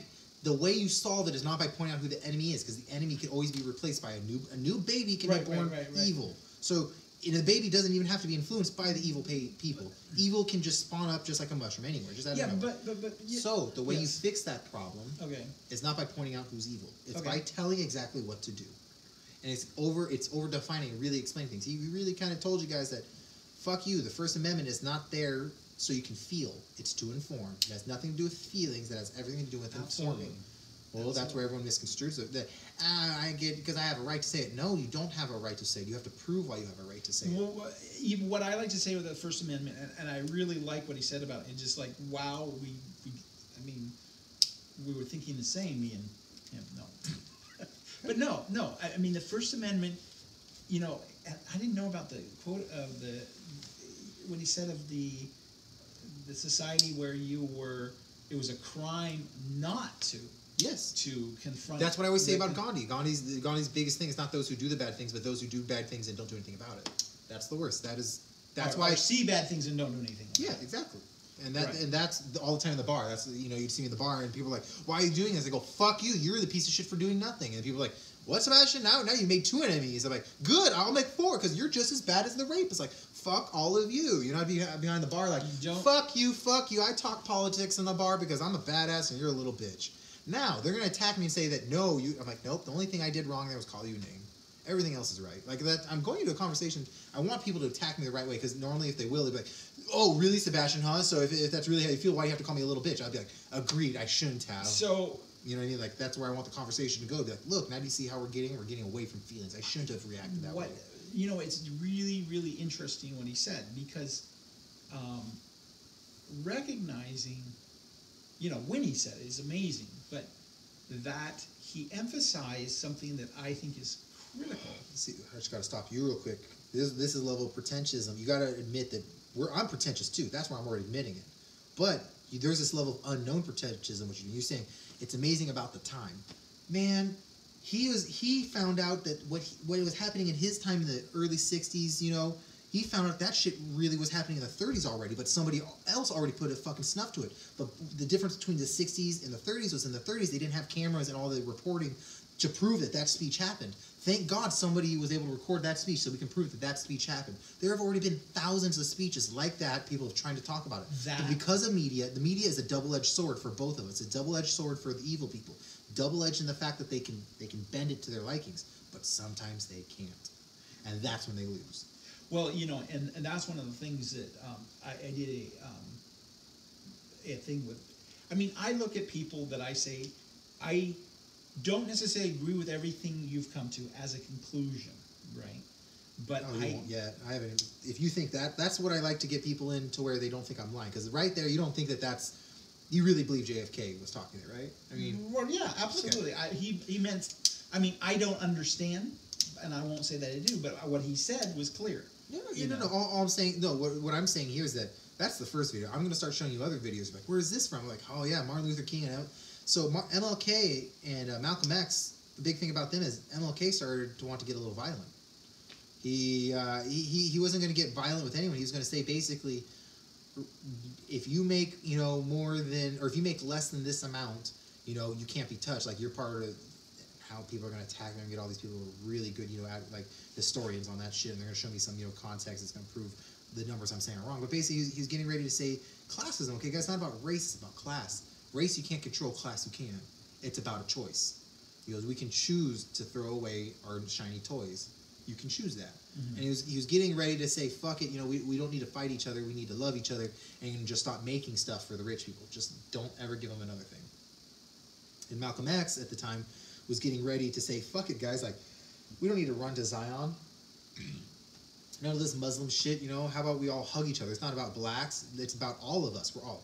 And that's what happened, is they started getting off of the profitable, create conflict, and they come up with a resolution. Well, when they were getting off of the conflict, they're getting off of the division, they're actually trying to bring everyone together. That's how you fuck it all up. If you really wanted to bring the system down, let's all just stop working for rich people. How about we all work for each other? And if there's anyone that makes more money than this, we kill them. Now, if they're about to make more money, they can choose to give it away, so they don't have it. They can give it away smartly or stupidly. It doesn't matter. As long, like, the rule is you can't have this much. Because what that does is it's thinking about, I talk about correlations. Like, if you create a rule, what will the correlation of that rule create? Libertarians are there going right now. They're leaving. Yeah. Just let you know. Yeah. Because they're stupid. They don't believe in that there's any responsibility of their actions. They believe, they earned this $2 billion and therefore they get to sit on it. Fuck you. You didn't earn shit. You did nothing. You believe that you really are God. You're really a God. Okay. Right. Why did you get... Because that is some God status stuff. Really, with $2 billion, you can create an island. So you're saying somebody has so much power that if they want, out of feeling, they can create an island. No. That's why, funds should not be allocated by humans. Like, humans shouldn't get the choices. It should be voted upon. That amount of money should always be voted upon. No. Whether it be voted upon the company or voted upon by the country. Here's an interesting problem. Well, wait, I already know. So the reason I'm saying this is because it's about fairness. Should it be fair that one man fucked all of us over, or that all of us fucked all of us over? If we all voted on it, it's our fault. But if that one man is in charge of the company, he makes all the decisions, well, it's still our fault. That's stupid. Yeah, we voted on the man. No, we should vote on the actions, not the man. See, that's where then liability and agent two, you remove separation of liability when you do that shit. And we should be liable for our actions. When we want to vote on someone to make someone liable for our actions, that just shows how puny we are. Now, you can have someone be in charge of the house. It's how many people should one person be in charge of? That's where we should have caps on things. There should just be caps. If we can have minimums, why can't we have caps? We only want to have minimums because if you have a minimum with no cap, that only helps the rich. But if you have a minimum and a cap, it's fair. There's fairness to it. Fair, whether you want to be economically fair or emotionally fair, there's the fairness for both. A minimum and a cap. That's why I like sports, LeBron James is only so much better than the next player, even though he is a lot better than the next player. But, how much more do you think LeBron James deserves versus the second best player? It would go to basically an infinite, as much as it could be afforded, would be what he would become so valuable that you couldn't... Exactly. Yeah. That's why you have to cap it. And so time will change things. Yeah, for about 10 years, LeBron James will be, and it has been that for about 10 years. If he goes again, he'll go to his 9th straight final. His 9th straight, basically Super Bowl basketball. That's impressive. It's 9th or 8th, whatever. But it's that happened. That shit happens. Were we all mad? No, we're all pretty entertained by LeBron James. Sometimes somebody will just reap the reward. Now, he didn't reap the reward just by waking up every day. He also had to work really hard for it all. So, yeah, some people will get lucky, but there's a level of lucky they can get to. They're not going to get so lucky they can control other people's luck. That's what it's about.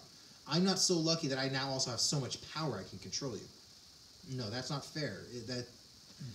That's not even survival. What are we talking about survival? Are we talking about the human race making the next day? Because we're not going to by that game. I hear, and this is where you're dealing with an argument that I don't hear a lot right now because of a very libertarian, very individualistic.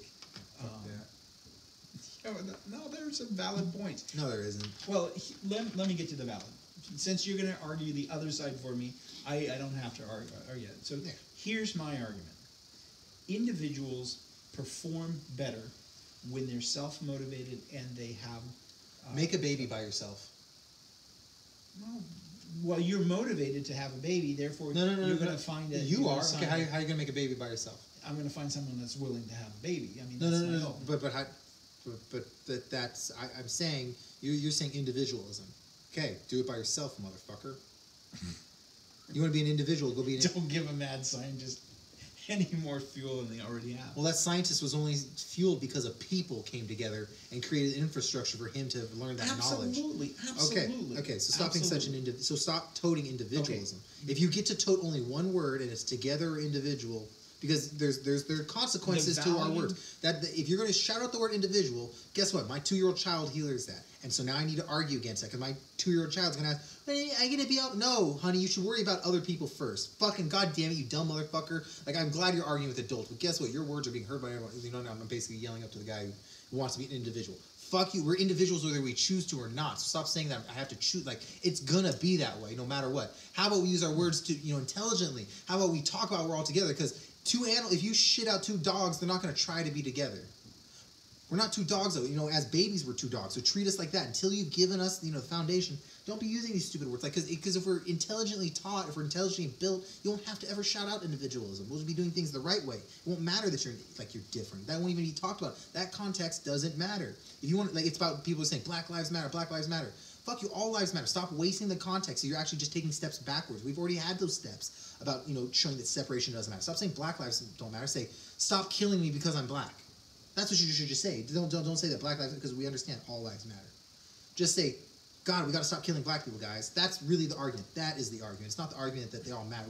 Like, it's like, tell your little boys not to rape. Fuck you. That's not what's actually going on. It's rapists are raping, not every little boy. We don't have to tell our little boys not to rape, because A, we're probably already doing that, and B, that's not that's not how steps of things go. Problem demographic. That's not the problem.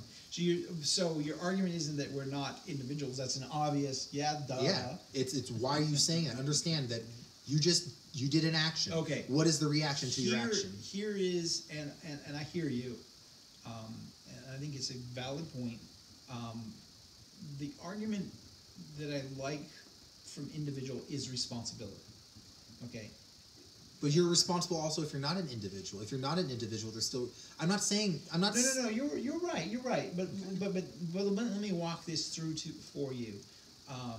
That if you say, "Oh, it's the other responsibility," pushing it off on the other, and I think what you're saying isn't to do that.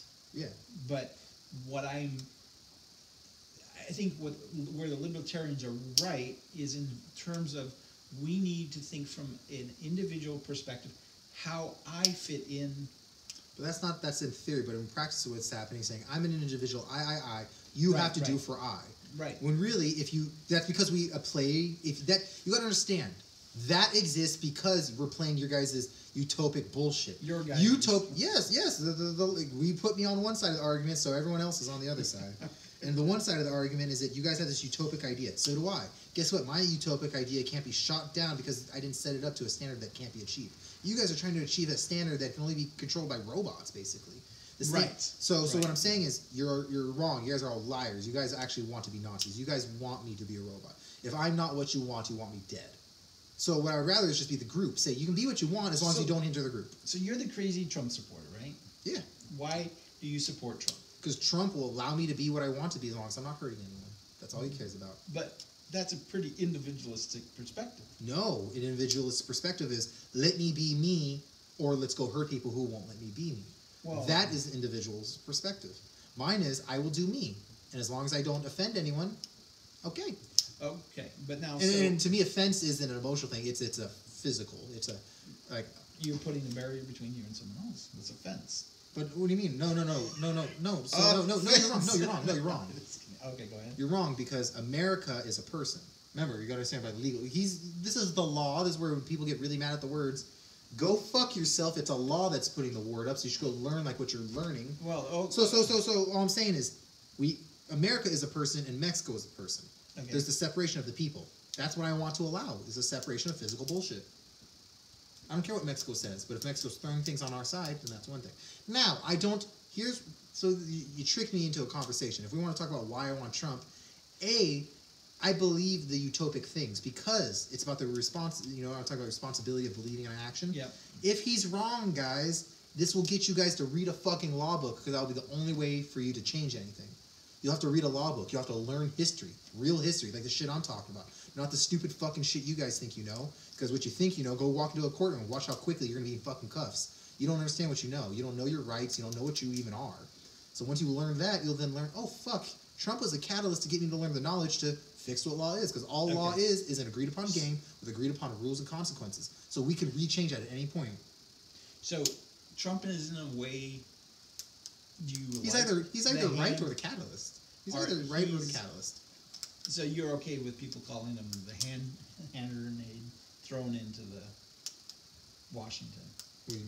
Well, I mean, he just he's just fucking around. Well, yeah. I mean, he's just saying, well, what can I do? Well, let's do it. Well, no one ever does it. Well, why not? I'll do it. Again, what's wrong with that? No. Remember, I was just talking about earlier. So this actually is really you are only making me sound more smart as it goes on. Talking about making an action. I'm not trying to make you dumb. Well, look, it's about making an action and understanding what the consequence of that action is. Well, rather than him saying I'm going to do, like, he doesn't think the wall's actually going to get built.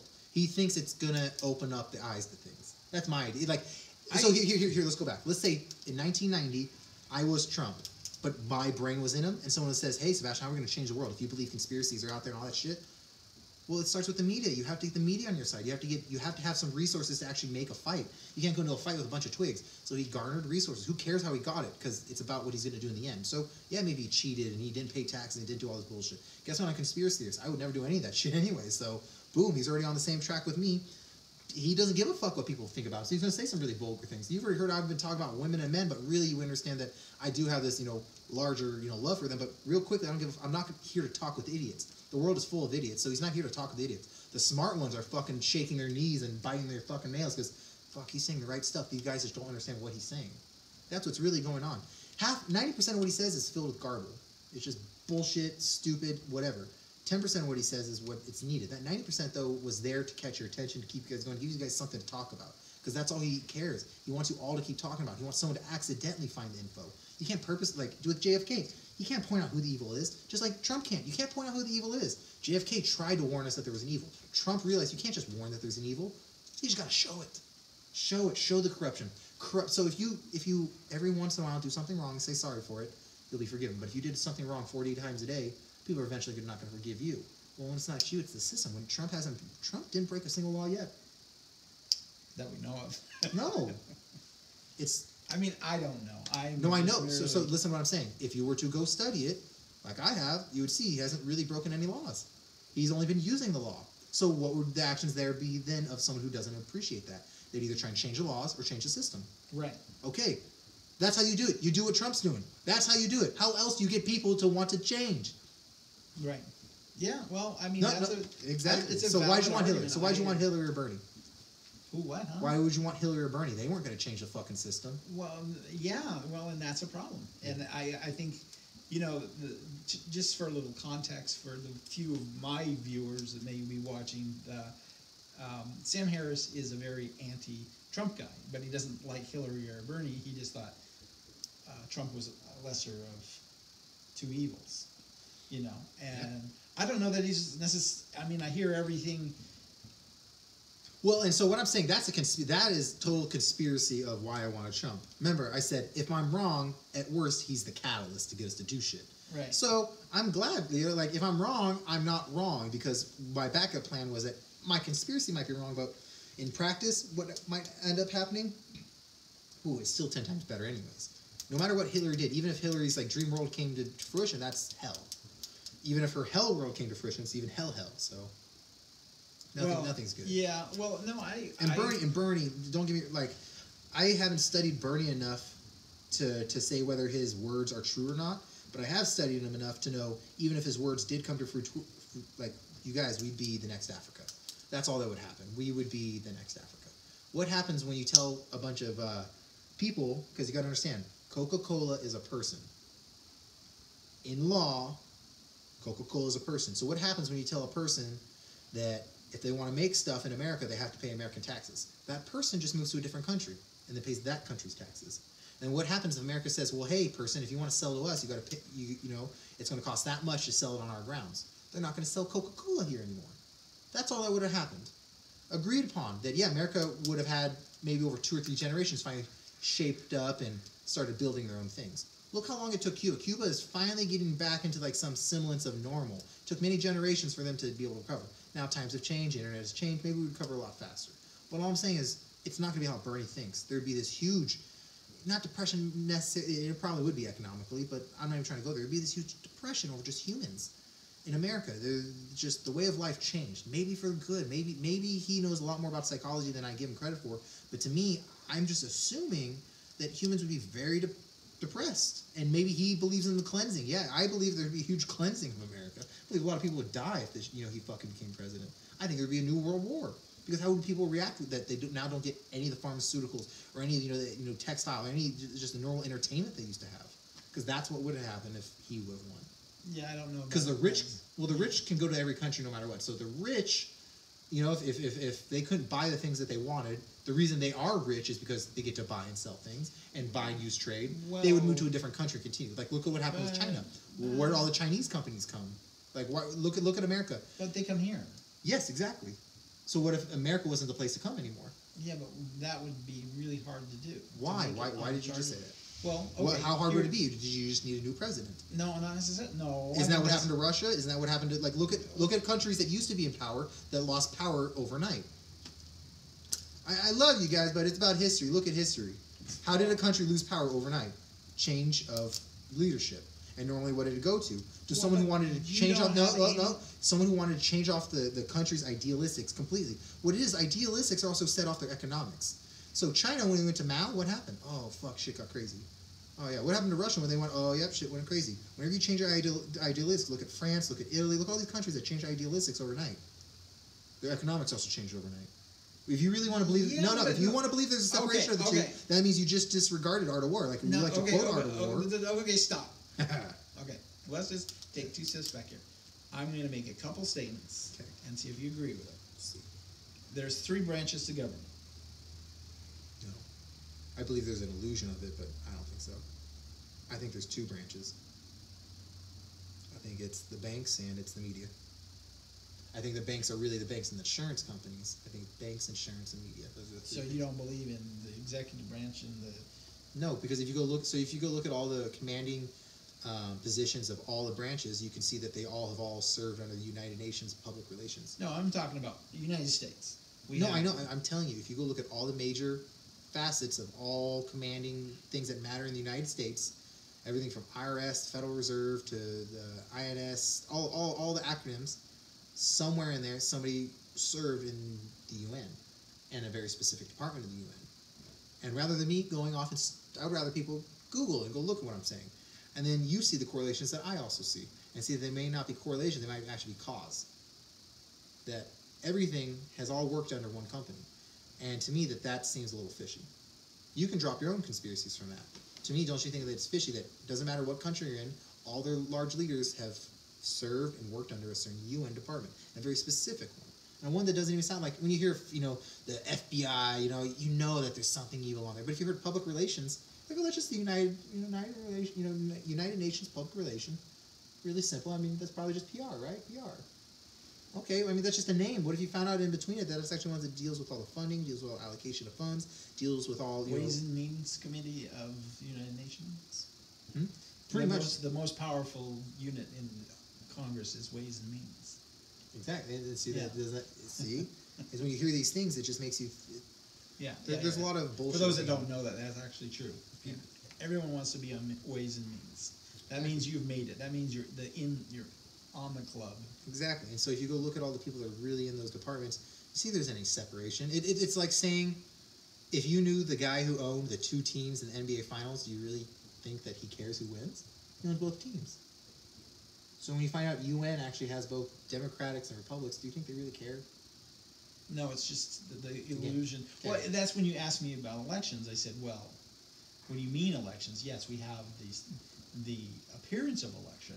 Oh, yeah, no. I already know. We're in a demography rather than actual, fucking democracy. So, you know, when people don't vote, they say, you should have voted. No, it's the only way to protest is not to vote. Exactly. You know, you can, it's just like, I don't want to play this game.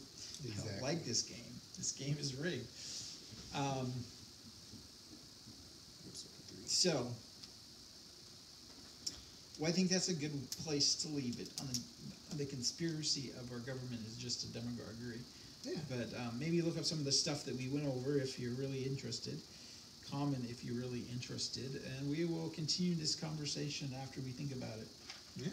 And yeah, I'll have some digestion to do, some thinking to do. Where I want to go, where I think we did go, surprises. Oh yeah. Because I think there were a few surprises.